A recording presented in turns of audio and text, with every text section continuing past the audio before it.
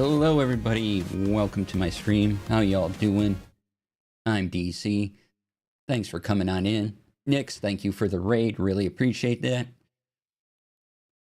You can find me all over the internet under DC Lasair, that's DC Lasair. Go to my website, dclasair.com, for all the things. Let me get that link in chat for y'all. There's my website. As all my socials, if you want to email me a question about tech or TTRPGs, and it has all of my TTRPG resources that I've made available for free, and my blog, all there. So go press the links, make the numbers go up. That'll be fantastic. All right, so hello Nix, hello everyone in from Nix's channel. David, hello. Phoenix Path, hello. JD Lady, hi. Good to see you all. Thanks for coming on in, appreciate it.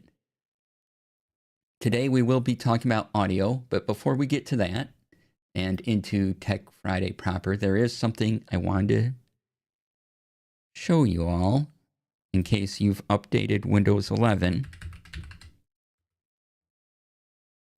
recently, because usually updating is a good thing, but there's a thing in this particular update that you're going to want to change. So let me hold on a second. Let me show you this. Let's see here. Hit that button. Sorry, I have to make a quick change to how something looks.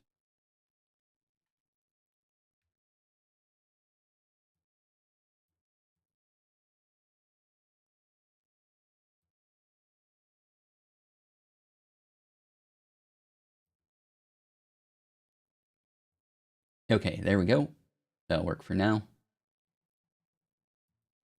All right, so in Windows 11, go to your settings, then go on to privacy and security. And where is it? Should see something. One moment. Where's my window? Yo, window, where'd you go?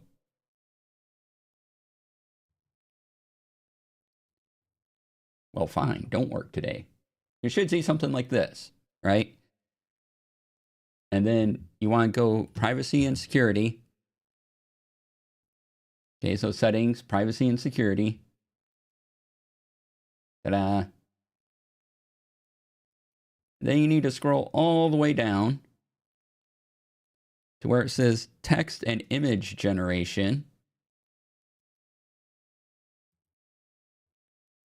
Click that and turn these things off.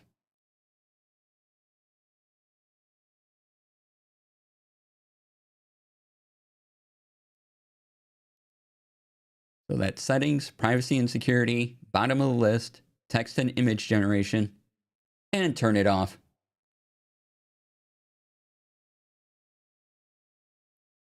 So on-device generative AI technologies. Yeah, just if you've updated Windows 11, which updating Windows 11 provides you with the latest security updates and might give you the latest drivers and bug fixes and things like that. However, there's this one thing in this update that you want to shut off.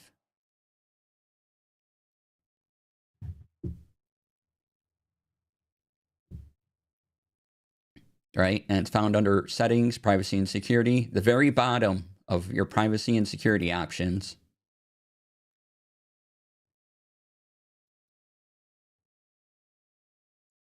Where it says text and image generation, right down here.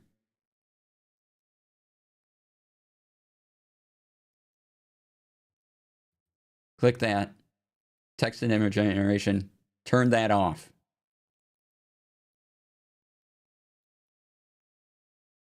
Off.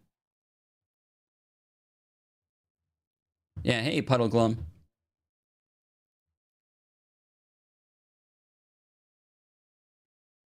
So yeah, I want to make sure everyone knew about that because Windows 11 is sort of the necessary evil for things to work. And again, there's bug fixes, there's updates that are necessary to keep things working. But occasionally, there's something like this that you just want to turn off. So tell your friends, spread the word, do the thing, be a good neighbor.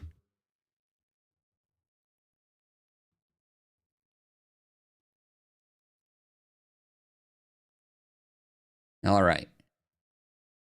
So yeah, and if you're not on the latest Windows 11, you won't see that. But again, I kind of have to encourage you to keep Windows 11 updated so you constantly get security updates and bug fixes because you need those to run your system properly, right? So that programs like programs we talk about on here run. Sometimes you need to update, and sometimes there's bad things in updates, and that's one of the bad things in the update.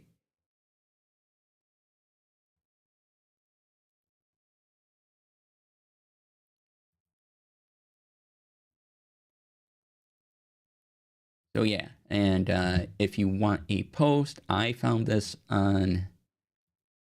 This came my way on Blue Sky randomly. I don't follow this person, but there is a post, the post I saw on Blue Sky that pointed that out to me.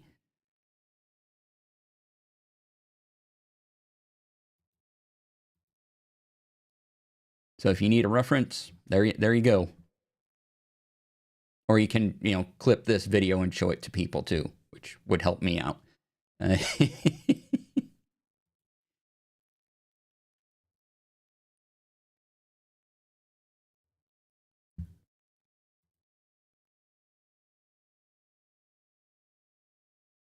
So yeah, be aware of that setting.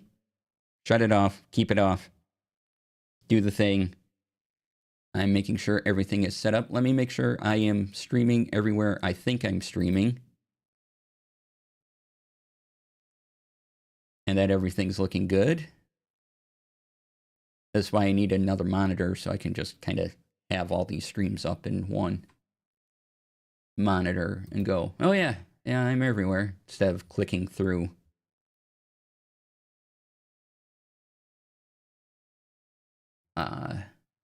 Tabs. All right, everything's up and working. You're hearing me because today's all about audio. So yeah, and we'll get to that in just a second. Let's see here. Monday stream may or may not happen. I have to have my eye checked. And when I get my eye checked, they dilate my pupils and then light hurts my eyeballs. So it's going to happen in the morning. Depending on how bad that is will affect whether I stream or not. So there might not be a stream on Monday just because light will be hurting my eyeballs. But I need to make sure they're also healthy, so I need to go in and get a check. Kayla Janelle, thank you for the follow. Appreciate that. Welcome on in. Feel free to lurk.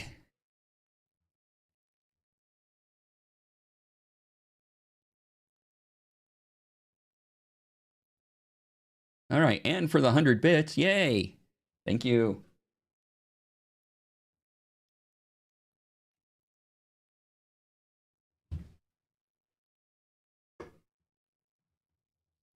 Okay, I think I'm all set to do my intro for Tech Friday.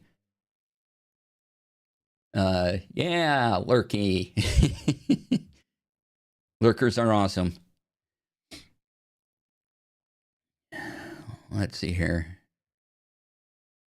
Let me copy that. Okay, I want to put up, making sure I have all my windows arranged where I need them.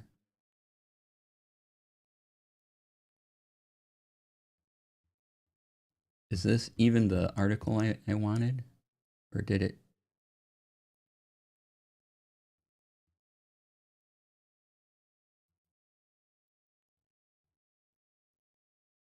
Where is the top of this page? What is this? This isn't what I... Okay, hold on. Da, da, da.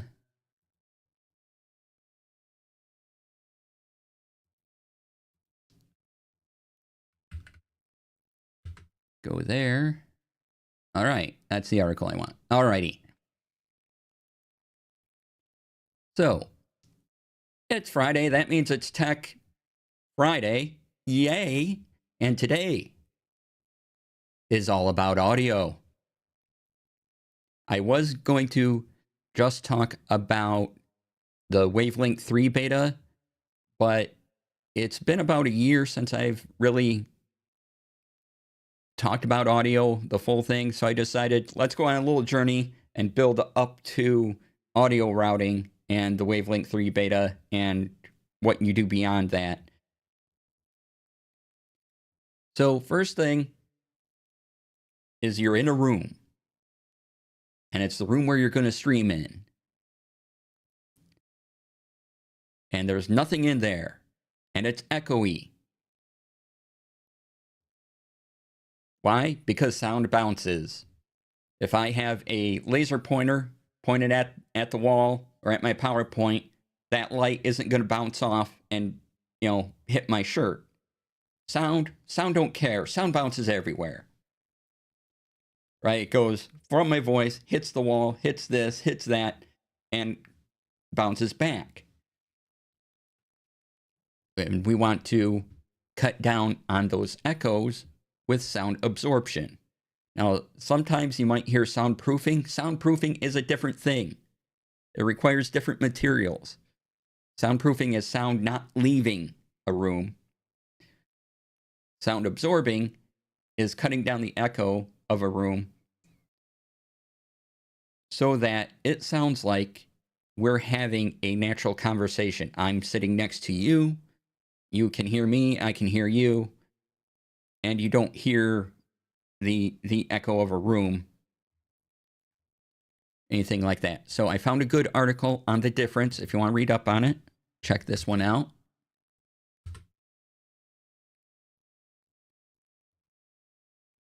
All right, and that covers the difference between soundproofing, sound absorbing, the type of materials you need for each. And sound absorbing is pretty easy. If you have a wooden floor, put down a rug. That will help immensely. Just, go buy a large area rug, put it down. That'll help. If you have 2 rods and a blanket, put that blanket over the rods or some heavy curtains. That will also help. And put that, either to your side, or if you can, put it behind your desk, because when you're talking, your voice is going that way. Or even behind you, or to the other side, up to you. You can do that, or let me take down my green screen and you can see what I'm doing.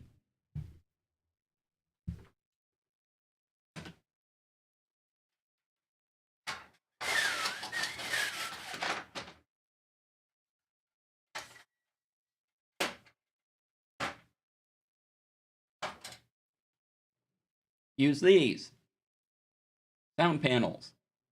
Those are the Elgato sound panels, whatever they're called. And so I have 4 here. Can't see the other 2, and 4 on this wall here. And it makes a huge amount of difference. When we were building the wall behind me here to kind of separate out this space, I could walk in this room, I could clap my hands, and I could definitely hear that echo. And with just these total of 8 panels, I've reduced that echo significantly, right? And they're kind of near my microphone space. My microphone's right down here, slightly off camera. So you want to think about that too. And so there's tons of solution for getting panels like these. You can either get those or you can build your own. There's lots of sound absorbing material that you can find online. And acoustic panels, probably a great way to go. What I like about these from Elgato is that you can stick them to the wall, or you can screw them in. So if you're at a place where you can't put holes in your walls, you can just stick the frames to them, and that the sticky adhesive they use is pretty good. I'm using it now. These have been up a couple years now and haven't fallen. So good. And sometimes you'll see it recommended that you put panels into your ceiling. That freaks me out way too much because it's just going to drop on my head, right? So I can't handle doing that. But you may see recommendations to do that. Hi, Brian. Welcome on in. Yeah, you've been here the whole time.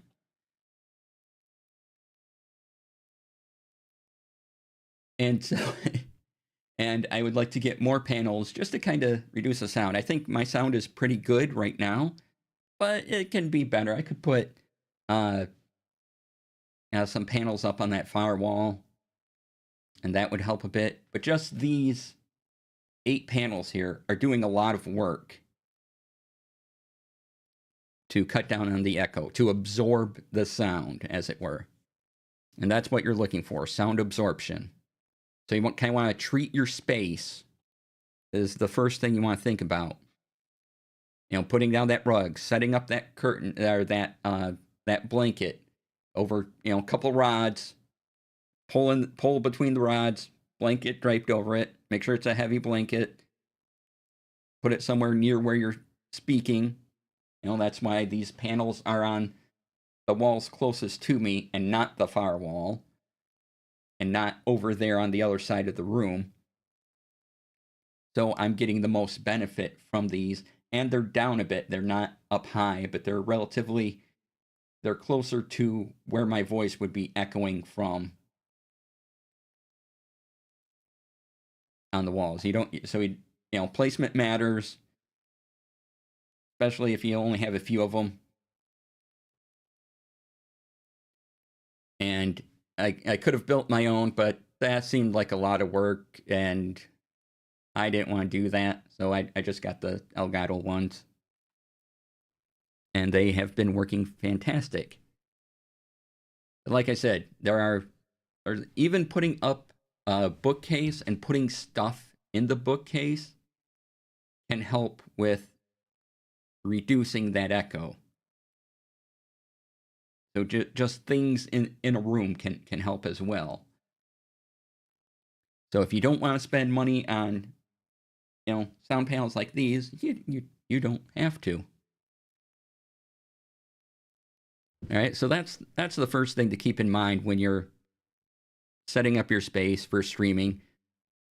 And I should mention that I am talking about just streaming, right? I'm not talking about setting up mics to record a band or for music. This is just for us talking, typical streamer setup, me talking to an audience or a panel of people talking to an audience and making it sound like we're in a room together and can have a conversation at a reasonable volume. All right, let me put my green screen back up a second.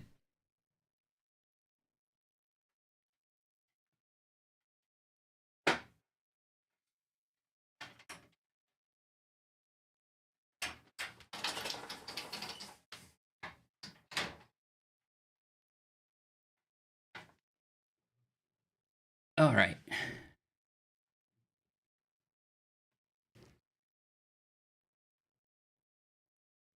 So, another part you want to think about is your microphone. And I have videos on microphone and sound, go to my YouTube, the Tech Friday playlist.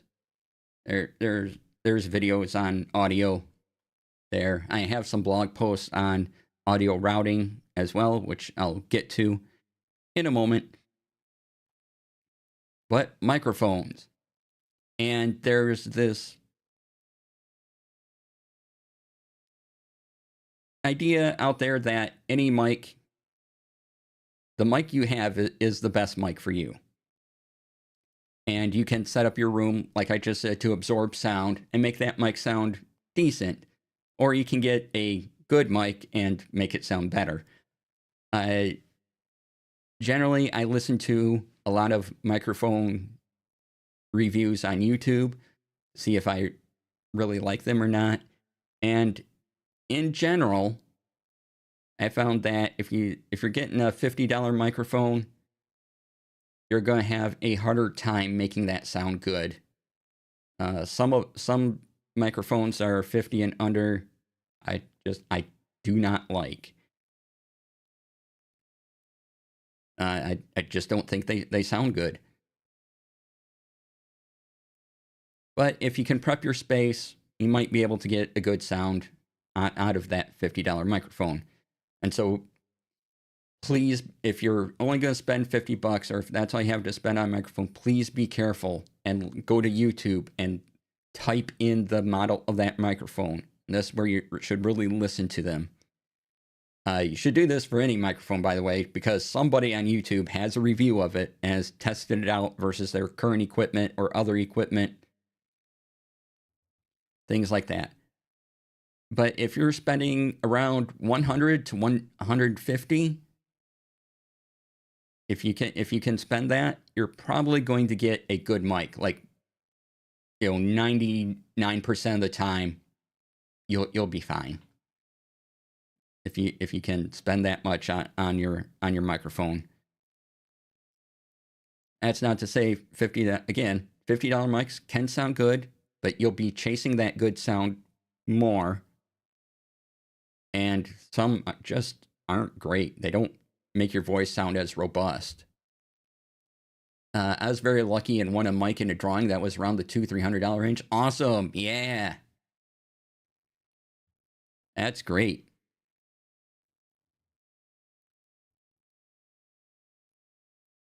And I'm using the Pod Mic USB, which I think has gone up in price a little bit because I don't think it was. I thought it was only around 150 when I got it, but now it's at like 209 from Rode.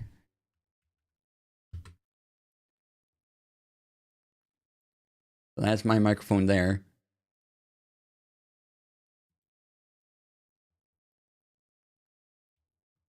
You can take a look at the window here. Pod Mic USB. And when I was looking for a new mic, I, again, followed my own advice, listened to a lot of mic reviews, and having listened to my own voice now for a few years, doing streaming and things, I went, okay, I think that this microphone will be the best for my voice. And so far, I think it's been pretty good. Right? I pair that with the Rodecaster Duo for some audio processing to when it gets out to you, make it sound great.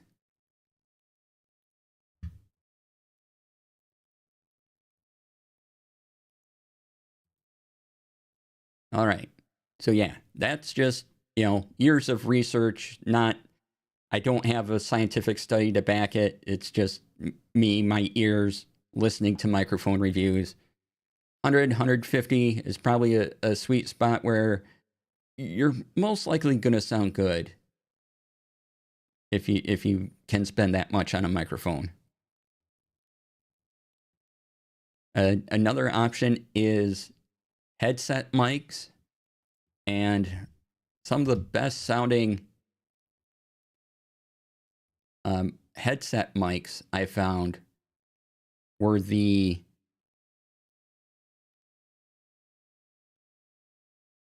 were the Logitech brand, especially the ones Cypher of Tyr uses. That mic sounds awesome. So you're getting the expensive headset, but those mics are fantastic. And sometimes headset mics can sound like you're distant or a little bit processed, but those give you a real natural sound. Again, be careful with those. Like I said, the Logitech ones are pretty good if you're looking for if you want to wear a headset and have a headset mics. Yeah, and the Logitech Blue Sona XLR is nice, as it put in chat. Yeah, the Logitech is also doing really well in the mic department now that they have the Blue brand under them, and the Yetis and things like that. Those are all great mics.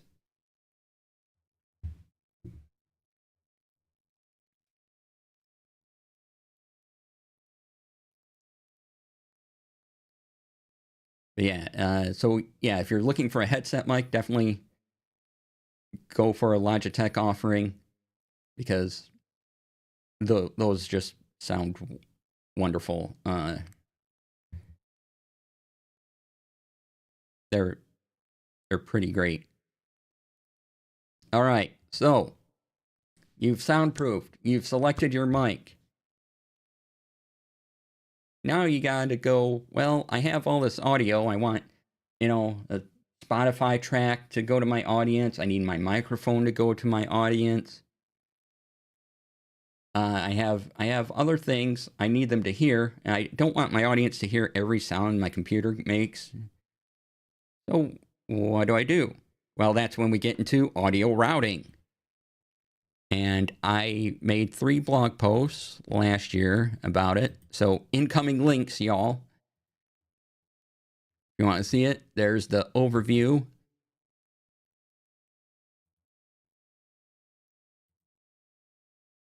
And here's the one about adding a mixer into the mix. See what I did there? Adding the mixer into the mix. Yeah, I'm good. There's that one.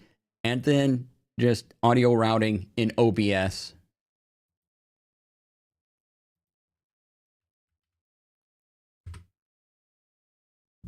So bam, there you go. And now this is where we get into the Wavelink 3 beta. Before and in those blog posts, I'll mention Mixline. And the Wavelink 3 beta just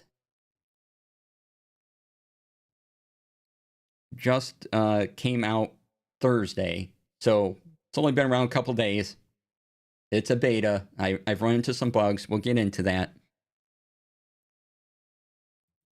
Gotta cut out the Banshee like wails of the tortured souls. I mean, the PC fans, right? So after my explanation, if you want to try out this beta yourself, you can. It is Windows only right now. There's usually a Mac version of Elgato stuff, so just be aware.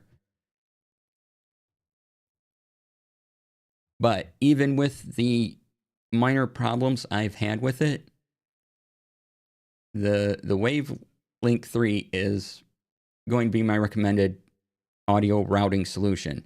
Now, like I said, I had been using Mixline by Logitech, but it's been 9-10 months since we've heard anything from them. And it works fine, but they don't show it, they don't talk about it in their advertising. They don't have any kind of roadmap for any kind of, hey, we're going to update this to make this even better. So I'm getting a little, Mixline still works, but I don't know, silence is silence. And even if they just said, hey, we don't have any updates, we like it how it is, just that would be perfect. I would love to hear anything about Mixline. Logitech kind of gets like that. Something doesn't take off and get widely adopted, they quietly shuffle it into a corner. Yeah, And that's what seems like going on with Mixline. So I'm not going to rely on it, but in my blog post, the principles of audio routing still apply, even if you're not using Mixline. And so you want to take your audio source,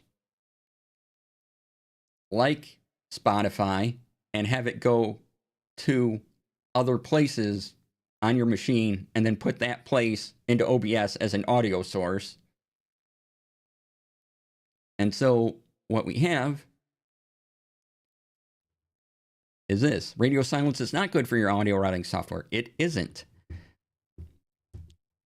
And I just have, if you're going to use Wavelength 3, right? If you're going to use Wavelength 3, just have it come up on startup, so all your audio routing is always there for you. But we'll show it off, and I'll get into some of the bugs I've run into.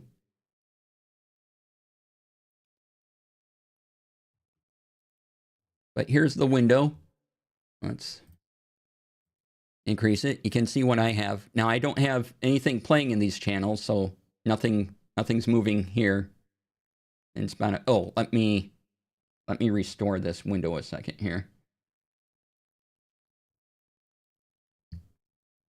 Because it's cutting stuff off. Let me move my mouse. So things aren't cut off anymore.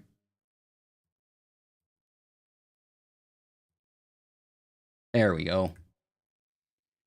Okay, so as you can see, I have the input I want. So I have Spotify, right? I have Spotify, Discord. Now you have to have the program open. And in the case of Spotify, I did have to have music playing in Spotify for it to initially find it. I click Create Channel. It'll show me my endpoint devices. It'll show me my apps. So the Zen browser that I use to show off things, OBS Studio. So I can add those if I want. Again, in the beta, you might have to have it actually playing audio to be a recognized source. And you have these inputs along the side. Now, I renamed these. This is not called main speakers. It's only called as main speakers because I hit the edit button and named it main speakers. And we'll get into this stuff in just a minute. So if you get this program and you look at one, yeah, this doesn't say main speakers by default because you can change it and you just type in whatever you want here.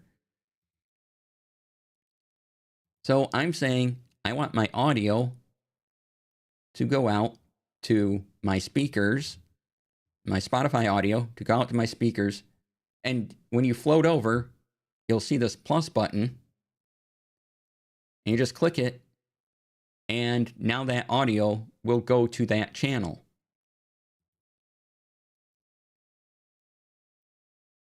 So because I have a Rodecaster Duo, I set these up to go to the Rodecaster Duo channels. Again, this probably get a little confusing. I'll do my best to explain it. So I set all these up for my Rodecaster channels. I'm like, okay, I want my Spotify to go to Rodecaster Duo secondary. And sometimes I want it on my speakers. You know, when I'm listening to music, I don't have my headphones in. I'm not listening to my audio mix that goes out to all of you because that's for all of you. So I hit Spotify. You notice the big Spotify window up there. But you can see audio there, and then, you can't see the audio on the other side. Hold on.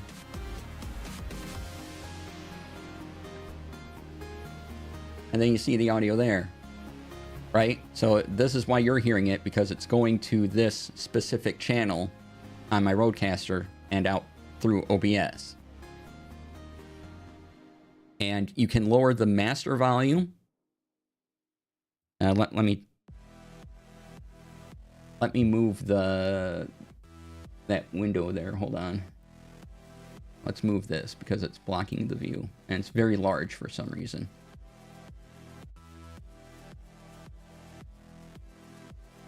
Okay.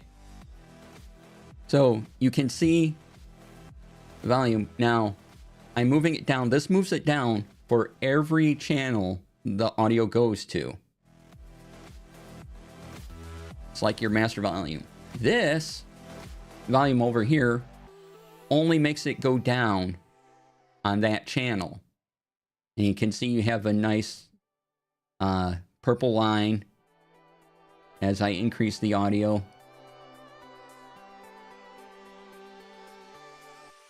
So that alone is pretty fantastic for controls.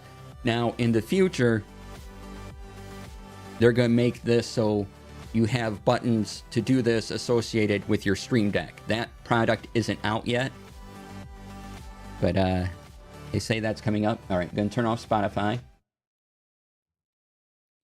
And so you just add what you want, tell them what channels go to. And since I have Wavelink come up when I start, I'm like, okay, Wavelink, I want you to kind of take care of all my audio routing. So go to my main speakers and everything. Now, here's where, because I have a Rodecaster Duo and I want my audio to go through that, things get a little confusing. But I'll try to explain it best I can. So what happens is up here, and oh, by the way, this ear icon, if you want to just listen to, if you set it up to have this audio go through your headphones and you just want to listen to one of the mixes, you click the ear icon and then you're just hearing that mix. So what happens is when you have an input, and I forget how many inputs you can make like 10 inputs, and then how many ever, apps you need to go out to people or you want to move around. And also, what I like about this is that I don't have to go into software. I don't have to go into Windows and set that, oh, I want this at my speakers now instead of Rodecaster Duo secondary. I can just have it go to both and then mute the one I don't want it to go to. I'm not constantly having to reset where the audio goes in Windows. It just handles it for me. So when you go to edit, you'll notice a couple things in this audio output. Is that for Wavelink, this channel is a virtual channel. See where it says main speaker, it'll take whatever name you put here. So since I called channel 1 main speakers, puts main speakers, it's a virtual channel. But I also have the hardware output of my speakers where I want the sound to go. I don't want it going through this virtual channel, so I have to add the output of my speakers. So it runs through a virtual channel. Now I can go into OBS and I can say add audio and it will find a main speakers virtual for me. And I'll show that off in a minute. But if you already have channels, like if you're using a Rodecaster Duo like I am, you have to add the output down below. It would be neat if I could just change this top one to be the output I wanted, but I kind of get it. They're making it so you have, these are so if you don't have a Rodecaster Duo, you still have a way to access the channel in OBS because it'll be whatever you name it, Elgato Virtual Audio, virtual, right? It'll just name it that. But for it to go to my actual Rodecaster Duo channel, my Rodecaster Duo chat channel, I have to add that as an output. And you can add as many outputs as you want. I could, have this go to the game channel, my main multi-track channel, right? I can have this go to other places too, all in one thing. But just be aware that when you set up a place for your audio to go to, you are setting up a virtual channel. So if you have other virtual channels, you have to assign them as separate outputs. Hopefully that wasn't too confusing. Otherwise, all you have to really worry about is this top one.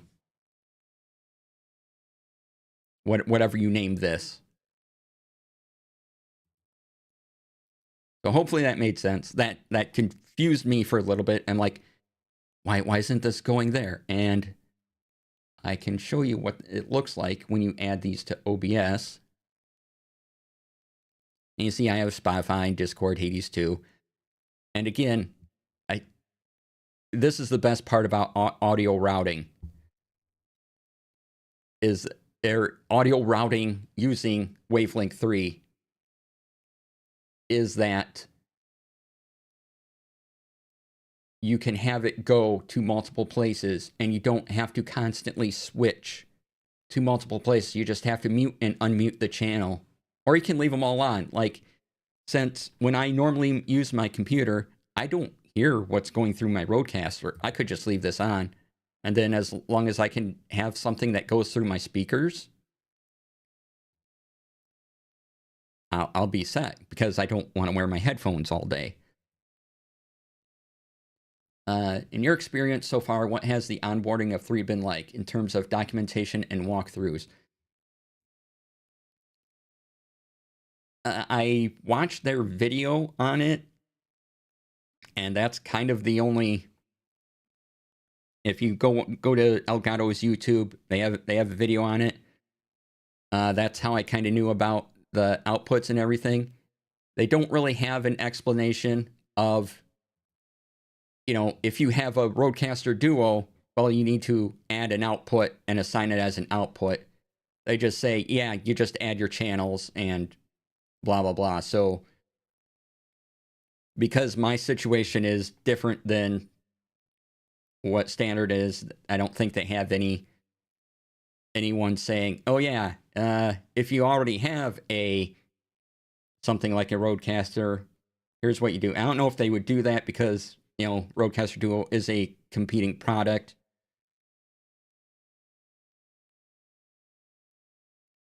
Yeah, I've been wondering how easy peasy they're making it, or relying on people who know their own setups quirks. So far it's been me knowing my own setups quirks. I can see if you don't have my setup quirks where, yeah, you're just adding audio to channels and putting this virtual channel into OBS and you're going. And that's fine. And they explain that in the video. That's okay. But I will show off what this looks like in OBS real quick, and then we'll get into some of the bugs that I've run into. Let's see here. I have an OBS portable up, so that can show you where did that go. There it is. All right. So here's my OBS. This isn't the OBS I'm broadcasting with now. This is just so I can mess around with stuff. And so you would go to sources, hit the plus icon, add, oh boy, I don't remember if it's an audio input capture or audio output. Let's guess it's an input capture. And then create new, okay, audio input capture, device. Does it say?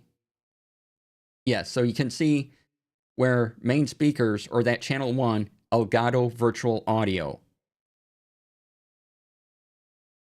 Right? Or I have, Rodecaster Duo secondary as the Elgato virtual audio. Or I have the actual Rodecaster Duo secondary channel that I normally use. But if it's the virtual audio channel and you're using that, just look for where it says Elgato virtual audio and add it to your mix.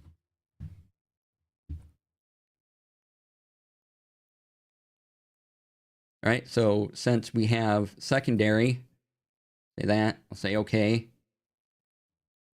And then we should see it here because I think it... Okay, so now you're seeing Spotify in OBS through the Elgato virtual channel that I set up. And, you know, I would adjust this, but this, if you were listening to this mix, this is what would be going out to you. So obviously I want to turn that sound down. I can either do that in OBS or, you know, wherever.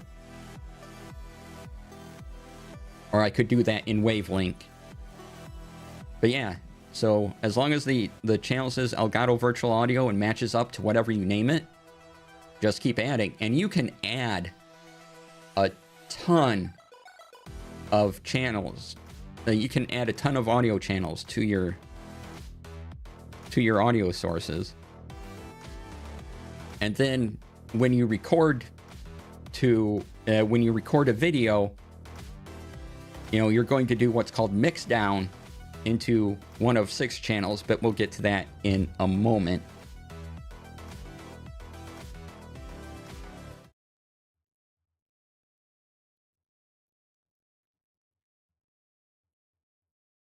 So yeah, that's what it looks like in OBS. And then get Wavelink back up. Let's get Wavelink back up. There it is. Wavelink, why are you beeping at me?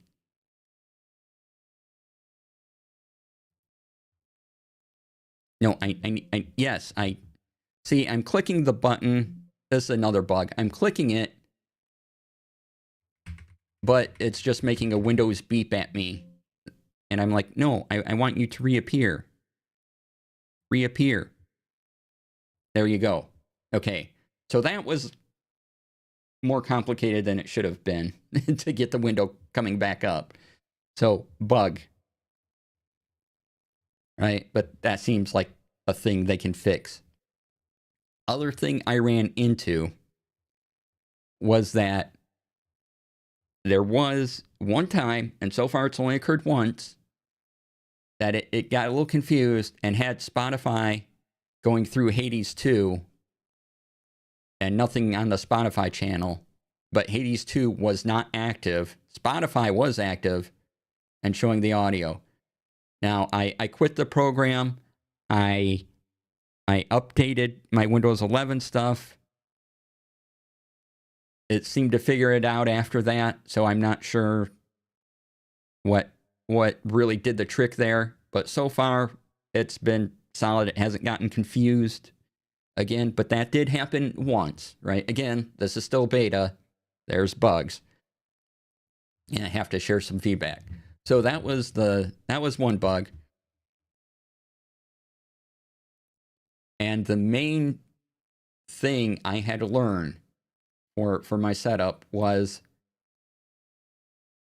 the difference between what a virtual audio channel will do and then assigning the output to the channel that I want, right? And that, I don't think they do a good job of really explaining this part yet. They just say set up a channel, the audio, you know, set up where you want the audio to go to. But if you want to assign another output to here, I think I would need I would like more of an explanation, because this I kind of figured out on my own.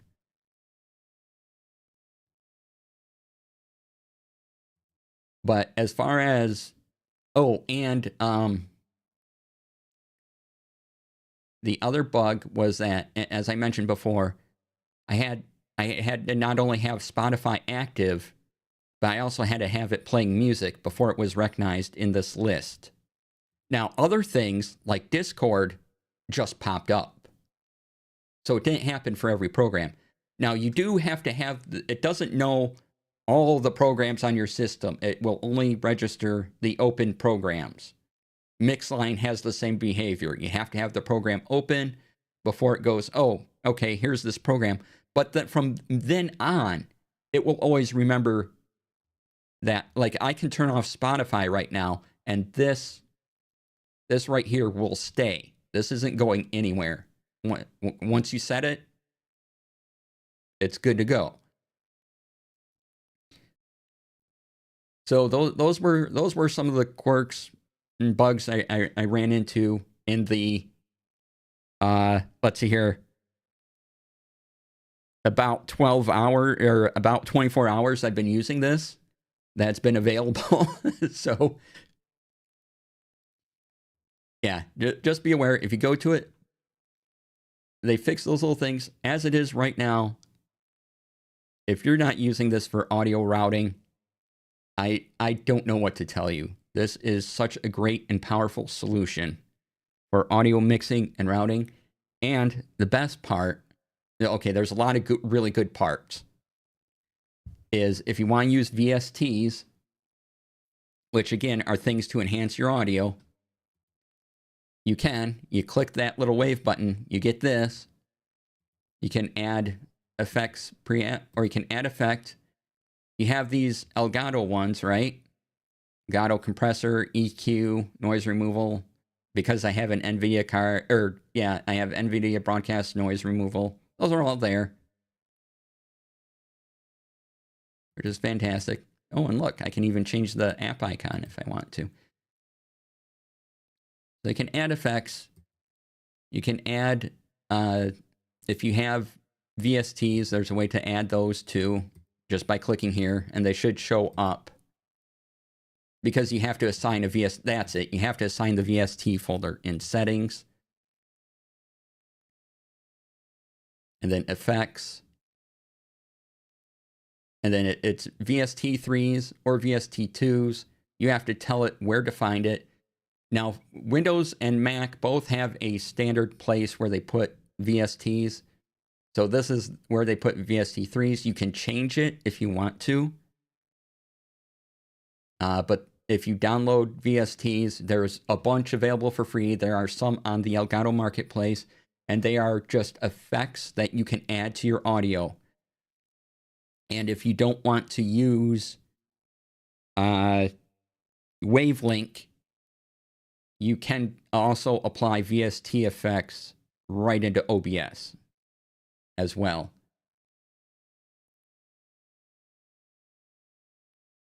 So yeah, you can check for plugins, show them new and startup, dump them into whatever folder you want your VST to go to. You get to assign those. And then once you do that, those will appear. So since I just set this up, I don't have any. It's not going to show me any, but those would appear in this list here.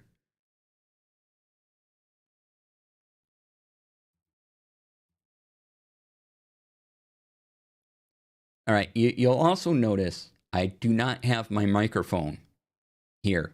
I just have my mic going right into my router, right into my Rodecaster Duo and out to you. I really didn't see a reason to put it through this, but I could.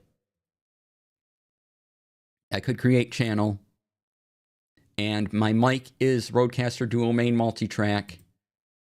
I could add that. There it is. And I can decide whether I want and you can see I'm talking. So it's showing me the audio of the channel. And I can have it go out to any of these other channels, which would just get weird. So again, if you don't have something like the Rodecaster Duo, you can plug in any microphone, have it selected, and decide what virtual channel you want that to go out to.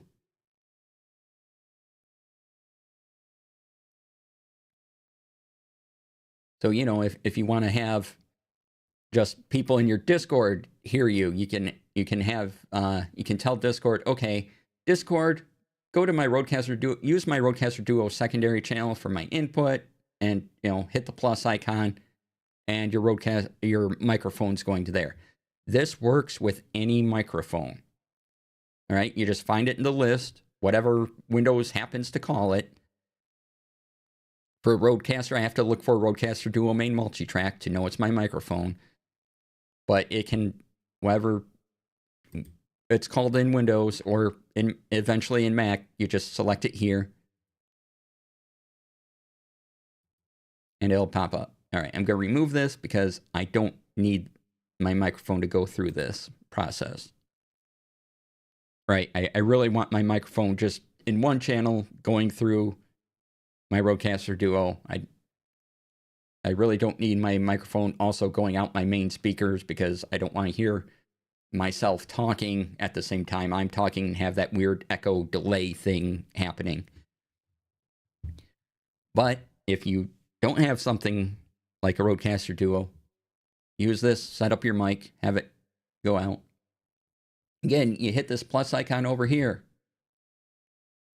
I just added another thing.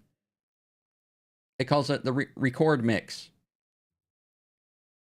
Again, I can change this name, but right now in OBS, I'd find record mix Elgato virtual audio. And no, that's the channel name. And then, you know, if I want to assign another output, I can do that. And you can just keep going. And yeah, it's really neat. Anyway, let's remove that. I don't need that. But it's really easy to use. And that's the thing, is that I've tried other audio solutions. I've tried various audio solutions. And so far, the easiest to use to route your audio to various places without hassle has been Mixline and this, Wavelink 3.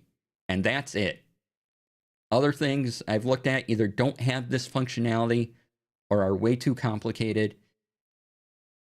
Like Voicemeeter. Voicemeeter is way too complicated. Don't just ignore Voicemeeter. Don't use Voicemeeter. I mean, if you want to, you can, but you're overcomplicating things. All right. Oh, I got to run some ads. According to, there should be an ad going soon. Yes, I'm at time. So let's take a break. We still have another section of sound to round out, but let me take a break so I can keep pre-rolls away. And that way, you know, y'all get the thing. So next, when we come back from break, we're going to be, now that we've gathered the sound, we have it going to where we want to go. Now telling OBS, okay, OBS, here's my audio. I need it to go here so that when my video is done and people are watching the VOD or they're watching it later on YouTube or I'm editing it, here's the audio channels I want used and so forth. So we'll get into that after the break. Be back in about 5 minutes. See you soon.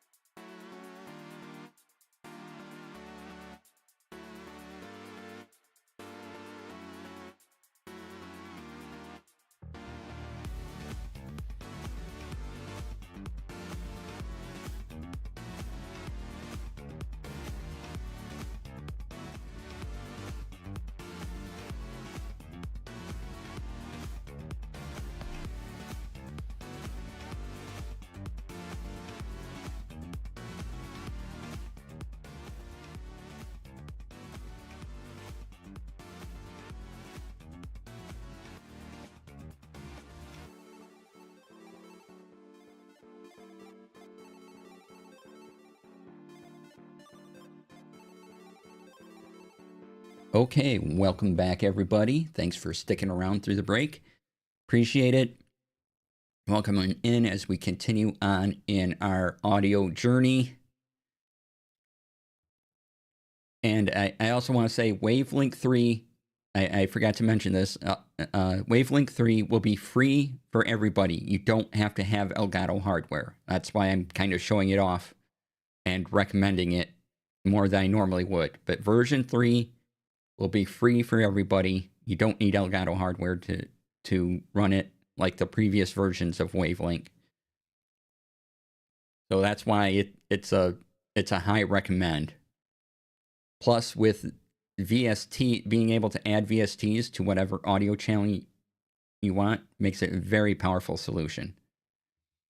Now, again, I said that you can add the VSTs to and filter your audio in OBS as well.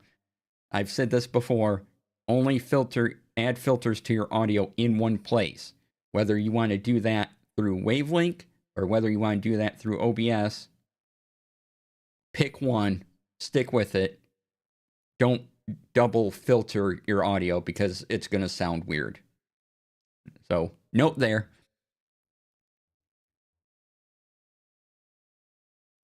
You can if you want to, but please don't do that. Don't double filter. Just filter it in one place, and then that filter will transfer over to where you need it to go. Fine.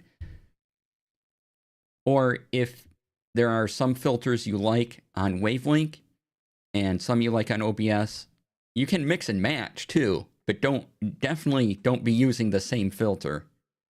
And instead of having to remember that, just filter in one place and carry it over. It'll make your life easier. It's what I do. So I don't want to remember all these things. I just need to know that I have certain filters that do certain things, and this is the only place I add filters. But to tell audio where to go and having it to go to multiple channels is such a game changer, especially for free. And Wavelink 3 makes it very, very easy. So you have your audio, you've put your audio in OBS. Now you got to tell OBS what to do with that audio. So let's go back to our little portable OBS install. So I have the audio capture. It's Spotify. It's my Elgato virtual channel for my Spotify. I want to go over to. First, haha. It's advanced audio properties, right? So first, I'll do that again. I want to click the 3 dots next to your audio, go to advanced audio properties. Then this opens up this window, and you can set things if you want, but up to you, depending on your system. And then tracks. You get 6 tracks. So what tracks do I want this to go off on? Well, in a moment, I'll show you the Twitch VOD track thing that OBS allows you to do. And you can also do it in Meld. Meld also lets you have a separate Twitch VOD track.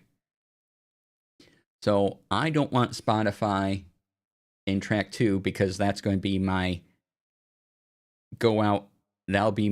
this goes out to my VOD. So I don't want it in track 2. I don't need it in any of these other tracks either. I just need it in track 1. And then I'll put my microphone in here just so we have another audio source. So your audio input capture 2, fine.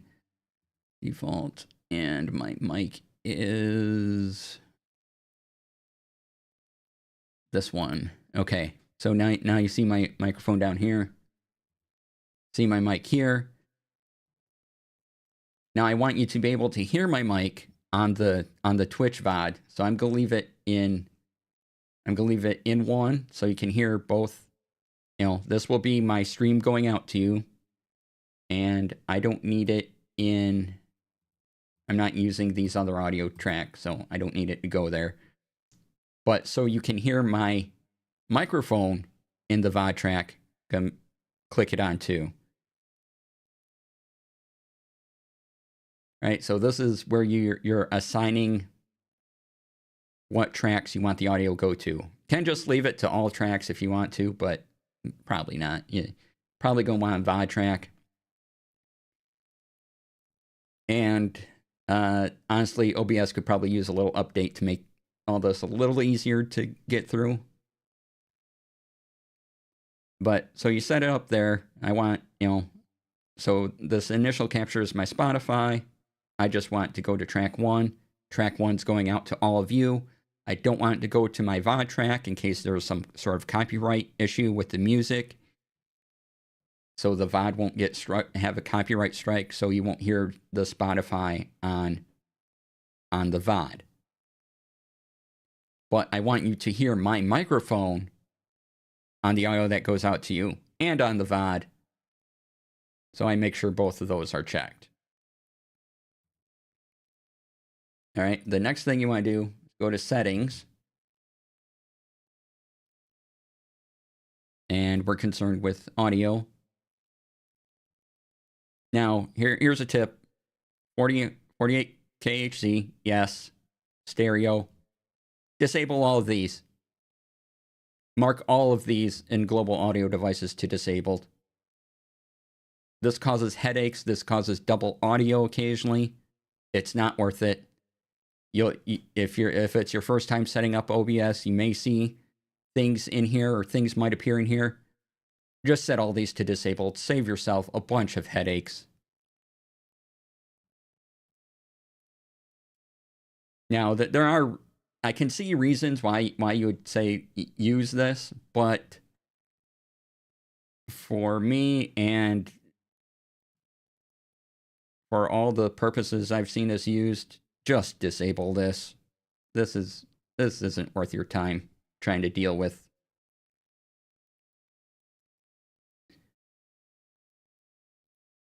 All right, and you're monitoring, you can set up hotkeys for things, all that, if you want.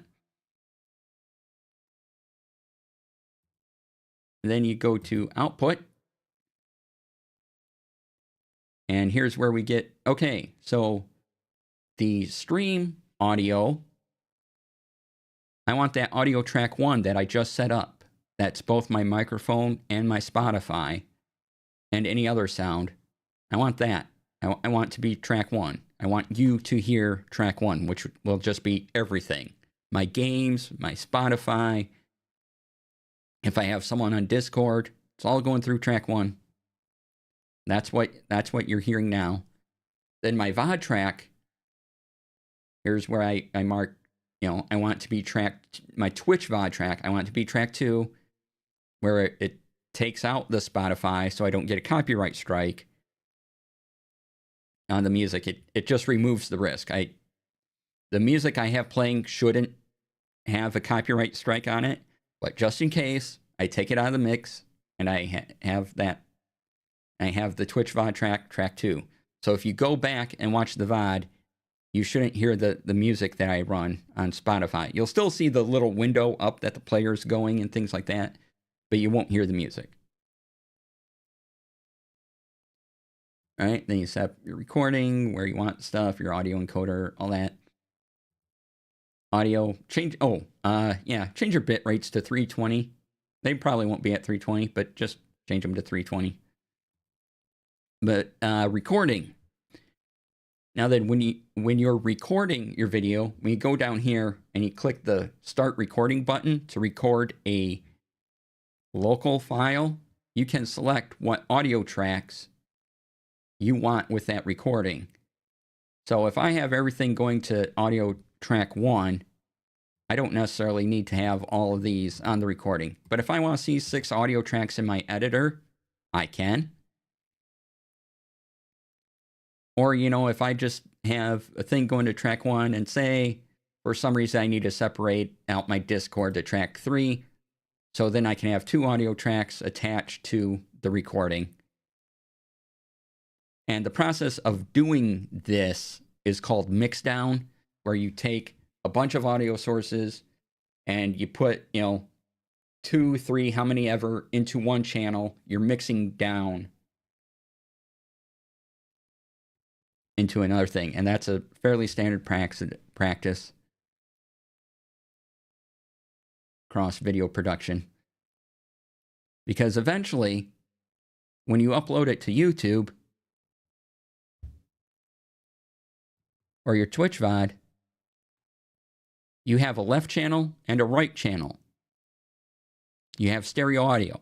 That's it. That's all you get. And once you put it into, once your Twitch VOD is up or your YouTube VOD is up, there might be a way to do other things in YouTube. I'm not sure, but basically, you're mixing down to a left channel and a right channel. You're mixing down to stereo audio, ultimately.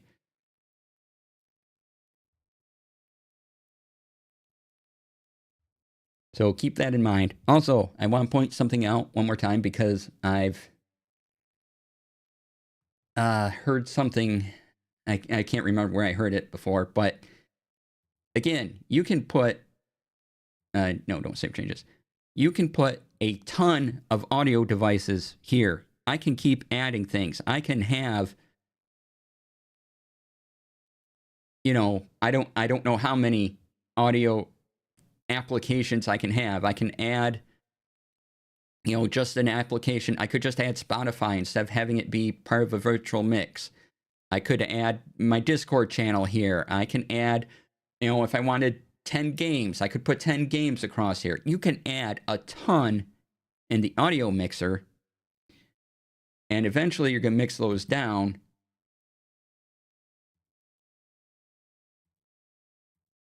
into these 6 channels here.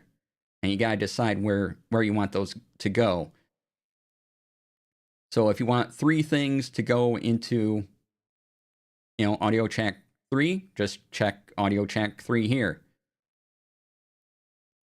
So don't feel limited by this. You can keep adding audio sources to your heart's content. Once you get here, you make some decisions, but yeah, you're going to have more than enough audio. You can add more audio sources than you will ever need here. This can be 8, 10, I forget what the max is, but it's a lot. And then you just decide which one of these 6 tracks, certain things go to. And that might also depend upon how your editing flow works. So if I go into DaVinci Resolve, I would see, if I go back to the settings and output audio, or recording, sorry, and whatever these check is how many audio channels I see. So right now I take this hybrid MP4 that I get, I put it into DaVinci Resolve. DaVinci Resolve will show me 6 audio tracks. Now there might not be anything on some of those tracks, so maybe I don't need to record those. So, I can just check them off. But then I could have okay, this is just my mic. 2 is Spotify, 3 is Discord and my video games. And if I need to adjust just those bits of audio, I have them separated out so I can. So that's largely going to depend upon how you're going to be editing a local recording.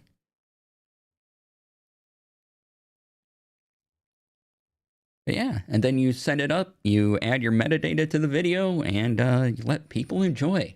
So that is the big audio episode for today.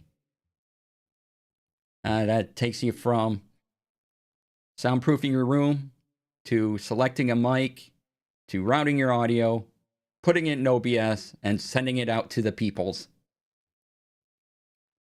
So, okay, that was a lot. If you have any questions, feel free to ask. in chat. If there's something you need more of an explanation on, you want recommendations on anything, let me know.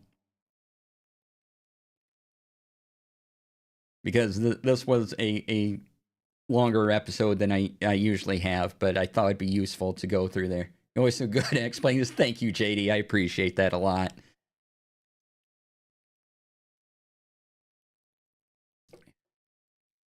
I don't stream or use these systems, but it made sense to me. Yay! Perfect. But yeah, I'll have this edited down, and this Tech Friday will be up over. How can I send a tone below 20 hertz to invoke a feeling of dread in my viewers?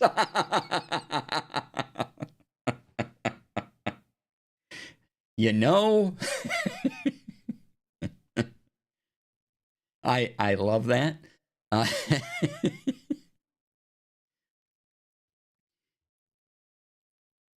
So there's in broadcasting. Wait, this isn't a redacted Q&A, disregard.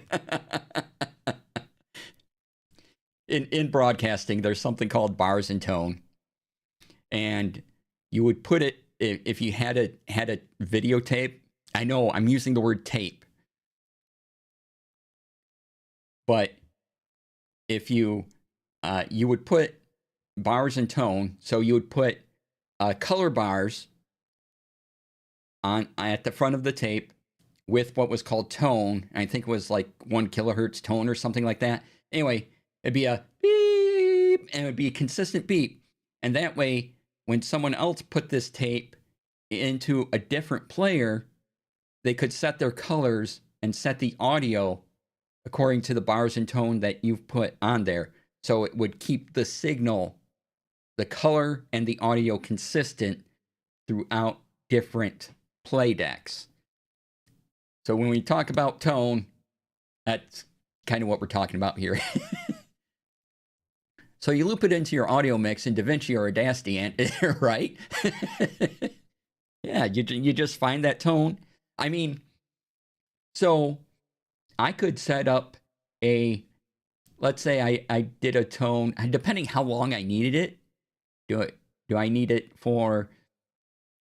to loop for a long time?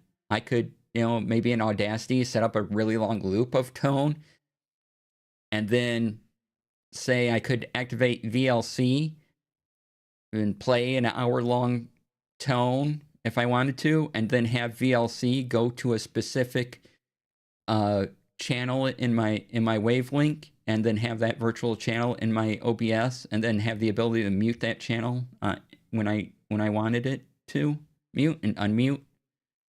I'm just saying, you could.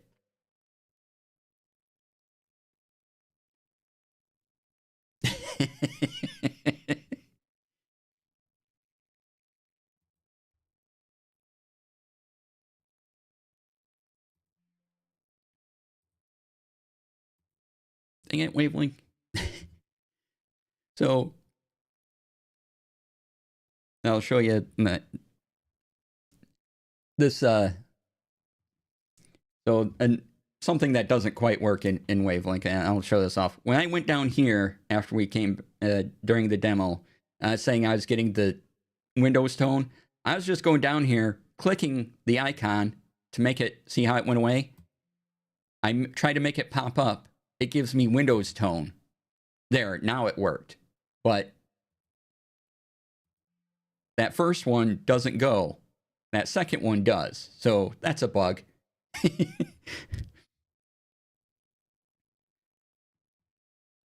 I don't get that bug at all, but it's worth noting.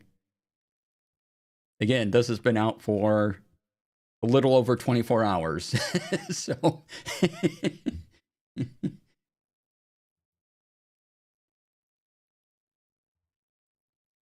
but yeah, if you're streaming right now,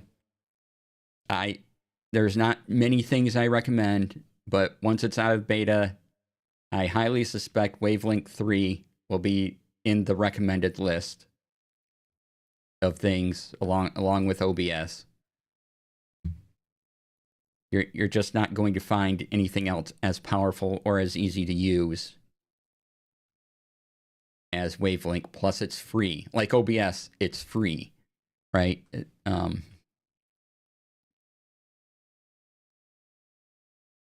And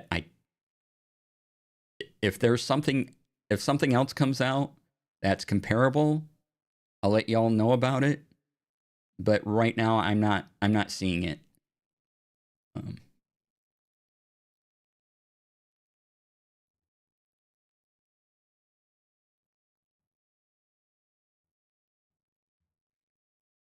If you know of, if you find software you like that does all that stuff we just went over with Wavelength, please let me know. I'm always interested in more options.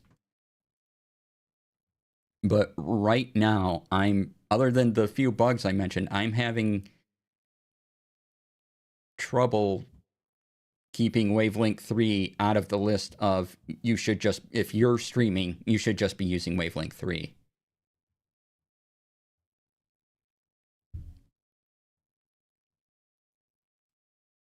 It's the easiest solution I've seen thus far. Now, again, there could be another solution right around the corner as better, but in another case, even if something else comes up, you're not going to go wrong with continuing to use Wavelength 3 either.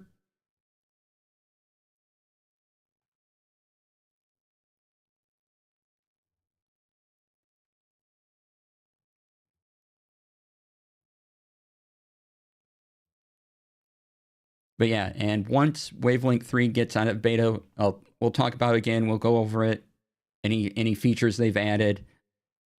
I'll probably still be using it. I've shut down Mixline. I may actually be uninstalling Mixline in another couple days.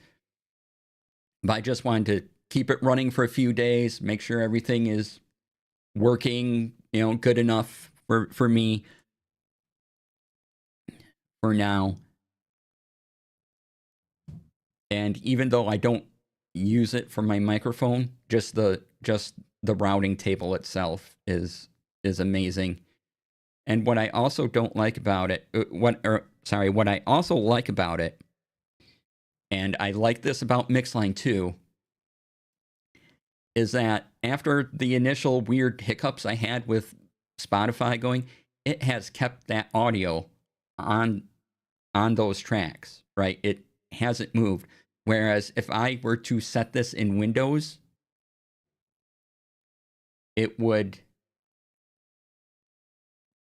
sometimes, I've had it often where Windows audio just changes because it's Tuesday. I don't know. So I tend to leave all my Windows audio settings at default. Oh, another thing that I did not like with Wavelength is that it did change my defaults. Hold on. Wait a second. Sorry. Let's go. Yeah, nope. Main. This button, then this button, and this button.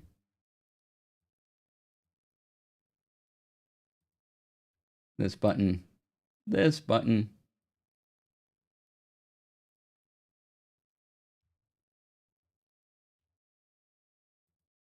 Okay. It did change my defaults when I first installed it.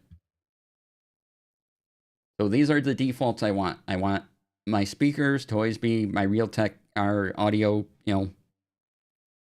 this to be my speakers. They're Creative Lab speakers, but this makes them go to the speakers. And my input device is always this microphone. And so I did have to reset that. And then I came down here and, reset sound devices and volumes for all amps to the recommended defaults, meaning my defaults are this for my speakers, this for my mic, and then I can click these, and like Discord, Oh, that's got to change. But it tells me, you know, it's going to an audio channel, which is fine.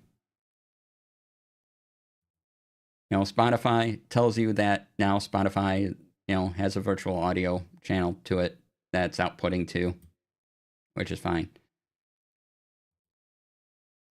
Zen browser just defaults. But if you ever want to reset all your sound devices and app volumes to the defaults, you just hit the reset button. And I'll do it. But yeah, so keep that in mind. System, sound, volume mixer. Keep your output, make sure your output and input device are what you want. Because when I first installed Wavelink, it did change these. And that maybe that's good for you, wherever it changes them. It doesn't work for me, but could work for you. So just be aware that's a thing that could happen when you first install it. And I've reset my computer multiple times. I've been playing around with Wavelink, and these, after I reset these have stuck. It hasn't messed with them again. So good time there. And as Rex says, reminder to screenshot your audio settings before installing, including your VSTs and settings where applicable. Yes.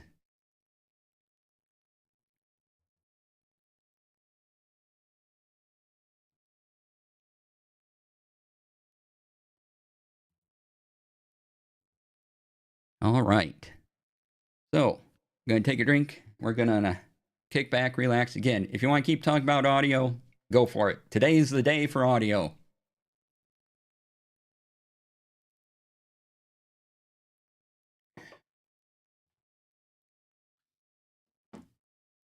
But otherwise, we're going to... Can use the Windows snipping tool to extract text from the screenshot, so you will have the numbers if they are listed. Yes, yes. So if you use the Windows snipping tool to extract text from the screenshot, you'll have your numbers as they're listed. I just want to read all that out that Rex has brought up. That's a good point. The Windows snipping tool does a lot of cool things. And being able to extract text from screenshots is one of those things that it does. And it does it pretty well.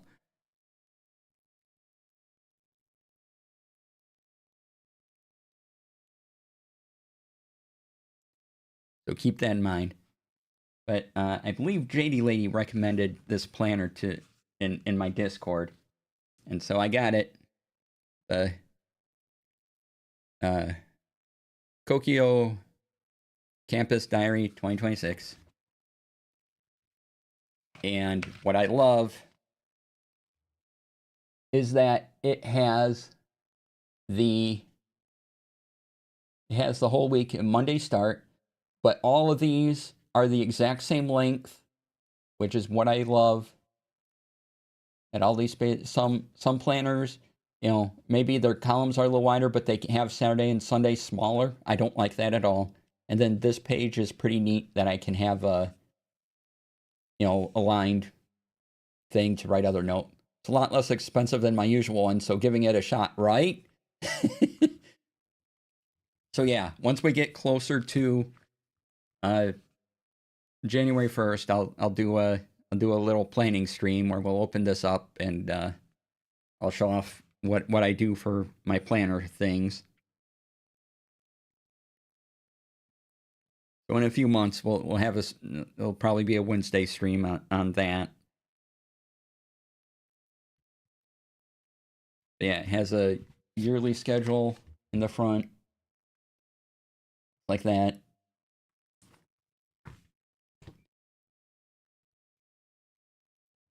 Which is nice. There's a few pages in the very back that are just extra line pages if you need them. So yeah, I'm liking this. It's very flexible. Very much probably what I'm looking for. Once I get started writing in it, that'll tell me more. But yeah, so when we get a few more months in and we're getting closer to January 1st, we'll do a planner thingy. use those for your month-specific to-do lists. See. So yeah, plus this is like $12.90 some cents or something like that. I don't know. It's basically the same layout as what you've been using. Awesome. Less than half the price. Yeah.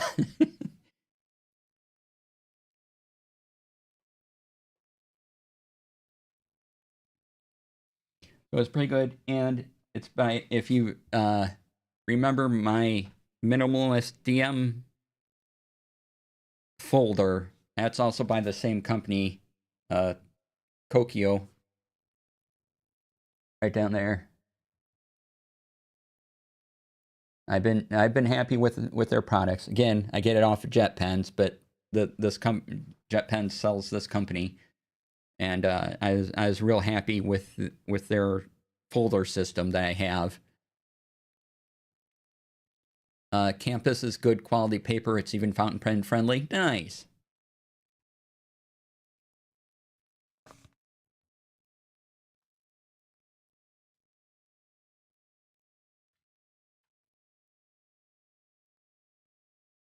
So yeah, and I've been doing a little rabbit hole into, speaking of planners and things, into what are they called? Everyday books, something like that. Not every day, maybe. Oh, but basically they're a cover and then a bunch of loose paper, and the loose paper is kind of organized in commonplace. Is it? No. Are these also common? I don't think these are commonplace too. Are they commonplace? No, it started with an E. And so basically fold a piece of paper and then around some sort of, cardboard or whatever, and people just carried these. I couldn't do it, but they showed an application for TTRPG. And I'm like, oh, that's interesting. And how you could make these little folders and you just have kind of a leather cover, and yeah, pretty neat. So yeah, floor is open to whatever y'all would like to talk about. Let me see if I can find what I was talking about. Let me turn on some music low.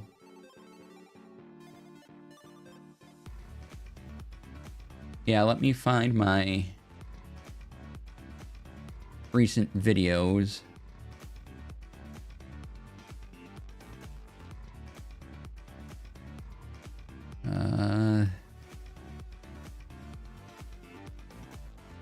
Did I not save any of those?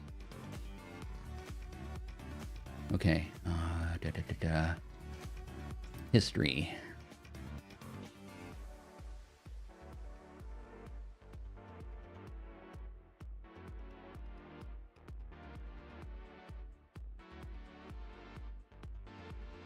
Oh man, I'm going to have a hard time finding this through my history. That's it. Everbooks. Everbook is what they're called. Now there's a company that makes specific leather things for Everbooks. And yeah, it's taking a... Do I have a sticky note or something? Oh, here, I'll not fold my St. Jude Play Live thing that they sent, or I won't make a crease in it. But it's basically taking paper, folding it this way, right? Folding a bunch of it this way, and then wrapping it. And my handle's on the back, by the way. It's neat. I'm somewhere in here. This is DC Lasair, right on here. This is everyone's names who participated. I love that. This came with my T-shirt I got from St. Jude for participating in their Play Live thing.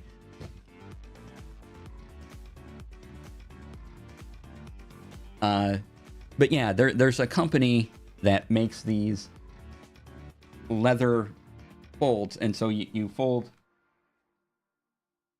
Yeah, so you'd have your paper this way. You fold it like this, and you do that. You have as many pieces of paper as you want. You put a thicker piece of paper or some type of folder around those pieces of paper, and that becomes a mini notebook of one particular subject, right? And then you add other subjects, and you have a kind of a left side and a right side that you use for different purposes. And you take this leather cover and you fold it over one side, one set of notebooks, and then the other side. Then you fold that together and you put a band around it to keep it together. Thing I don't like is that it's just loose paper. And if you don't have it banded type, it's just going to go everywhere.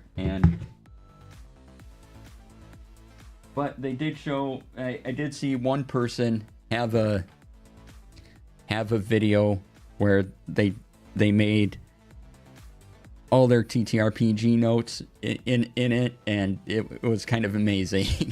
I really like that. But yeah, it's like an ad hoc traveler's notebook that you put together yourself-ish. Exactly. Yep. And don't actually bind. Yep. You hit the nail on the head.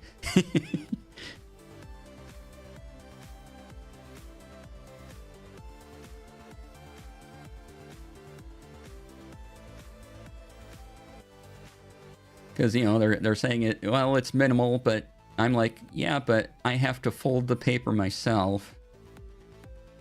Or I could just get a notebook where it's already bound and the pages aren't going to fall out everywhere. But it's another thing where there's a whole little niche all wrapped up into Everbook. So if it works for you, I'm super happy. It's not my thing, but some people really, really like it. As a minimal thing, they don't have to get especially whatever. They can just use whatever paper they want, fold it together. And I can see where there's some appeal for that, but it isn't for me.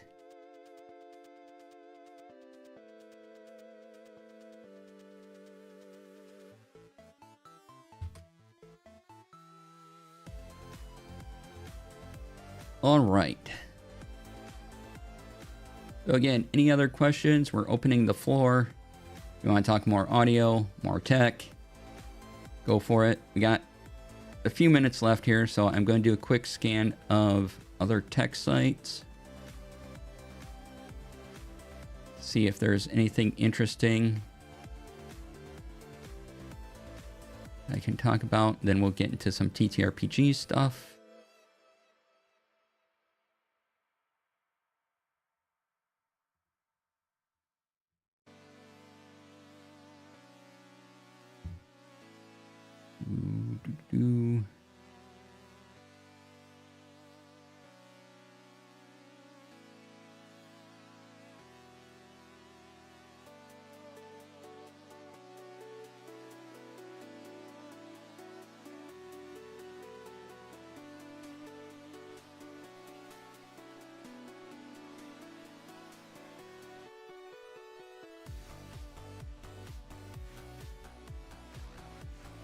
What is this?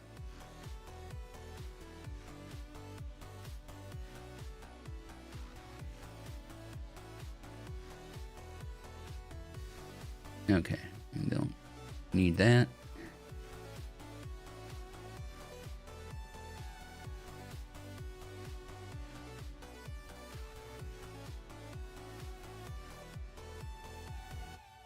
Okay, this on Engadget. Atari just announced the Intellivision Spirit, a revamp of the iconic 1980s gaming console. So yeah, if you want the weird controller and number pad of an Intellivision, you can. It's up for pre-order. Connects to TVs via HDMI. So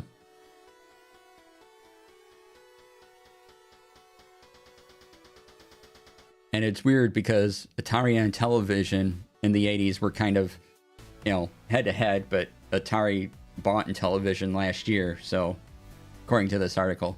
Yeah, I got an email about that. Awesome. Runs in from the other room. What? Yeah, the Intellivision Spirit costs $150.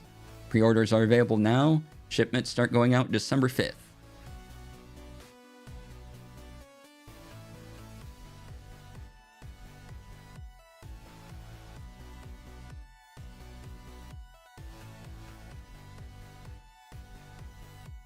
Let's see here. It includes 45 built-in games. This is from the article. That's going on my future presents to me list, right? Better keep to that schedule. People see ship in December and go, ooh, gift idea, right?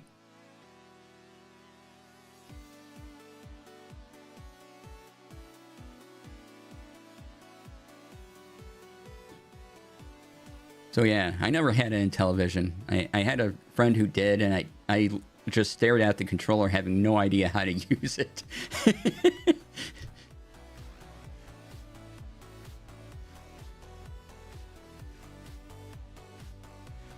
But, you know, that was like 10-year-old me.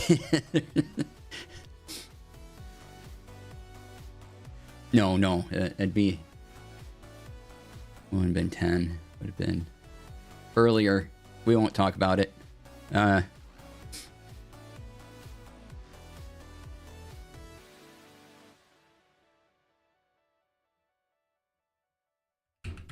right.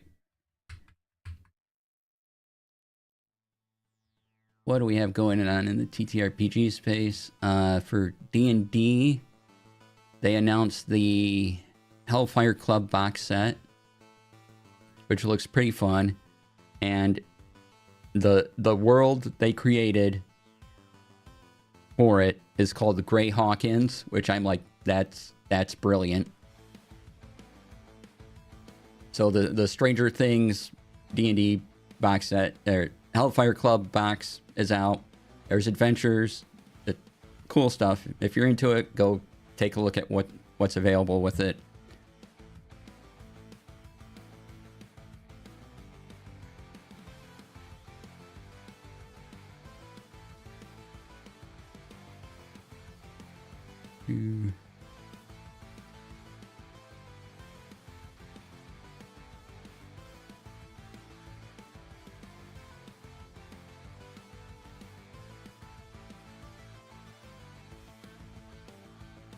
Okay.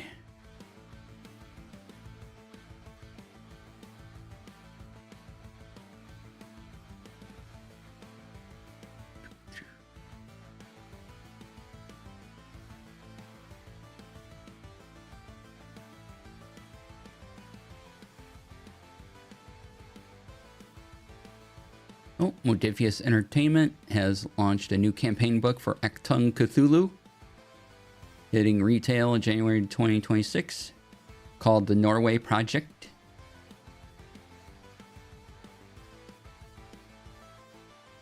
There's that.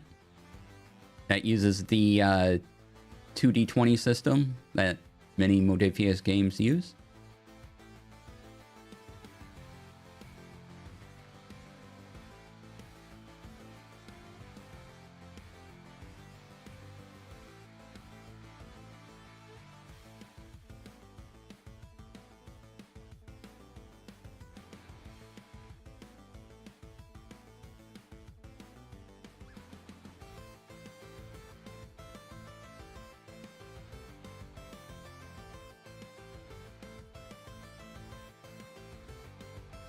Okay. See, who else can we look at here? I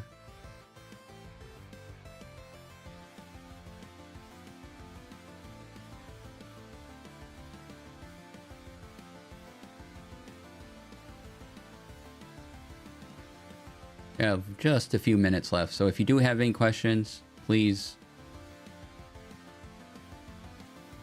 put them in chat. We still have a little time for me to answer.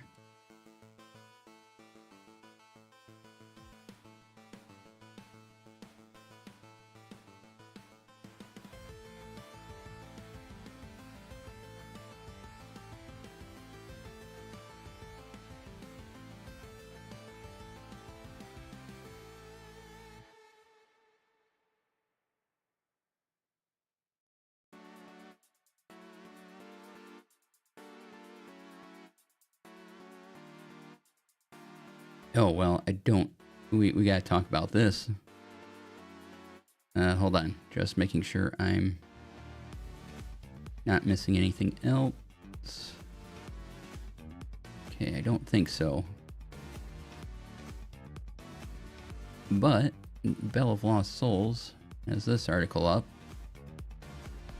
Dungeons and Dogs brings doggos to D&D plus more 5e compatible games.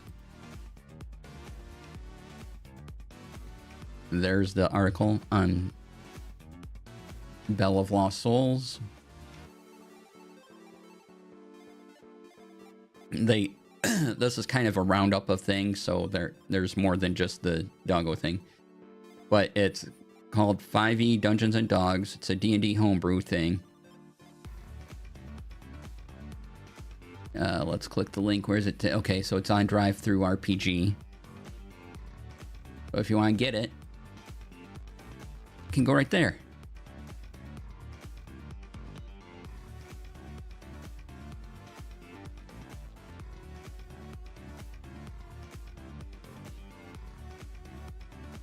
If after going to the We Rate Dogs YouTube channel for more cuteness, TW for this week's top 5 short number 1 is very sad and not in a bittersweet, heartwarming way. Aw. Well, thank you for that. Yeah. Keep that in mind.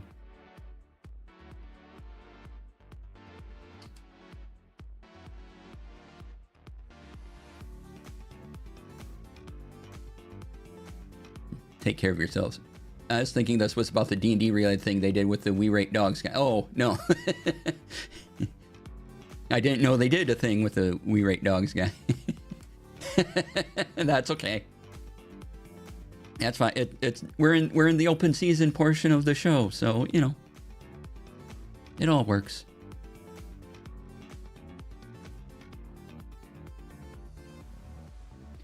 All right, like I said, this episode I will edit down a bit over the weekend and hopefully have it up by Monday. So you can go over all that audio info. Because, oh boy, that was a lot.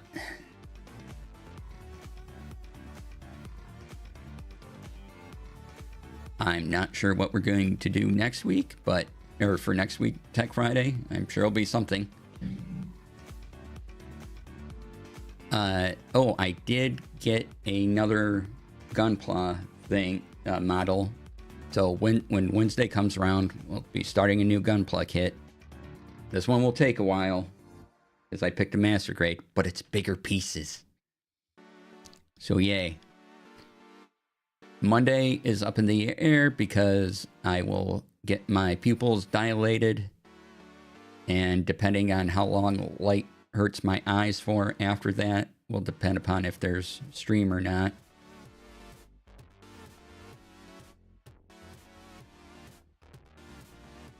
But Tuesday should be video games. Prepare the blanket for it, right?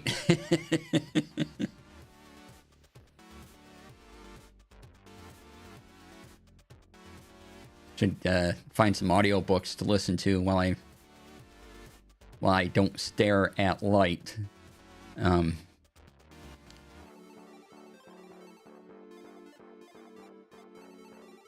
Yeah, thanks. Thanks for a stream. Hope everything goes well at the eye doctor's office. Have a great weekend. Yeah. All right. I think we'll wrap this up for today. I need to rest my voice now.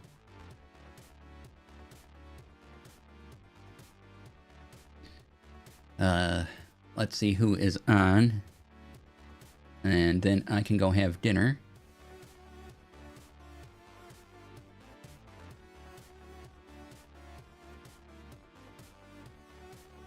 Oh, Tanya's on. Let's go raid Tanya. Yeah. Playing something live from the CampCon booth at TwitchCon. Oh, well, we gotta go check that out. It's something called Pragmata. I'm not sure how to pronounce that, but let's go visit Tanya.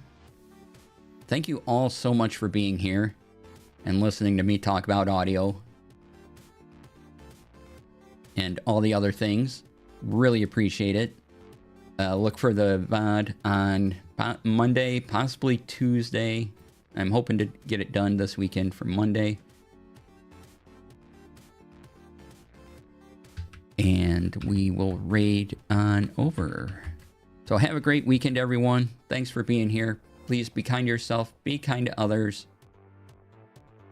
There's big protests going on tomorrow. If you're doing that, don't post about it on social media, but be safe.